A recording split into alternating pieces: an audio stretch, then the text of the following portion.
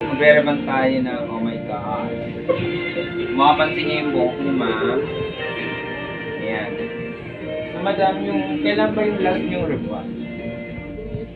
2 years, sure ka? 2 years lang? Ang haba, ah. 2 years ago. Yung last niyang reban. Grabe yung buhok niya, no? So, ayan. So, yung part ng dulo ay puputulin ko po siya. Tapos, ang gagawin ko sa reban ko siya with Brazilian Botox. So, ayan.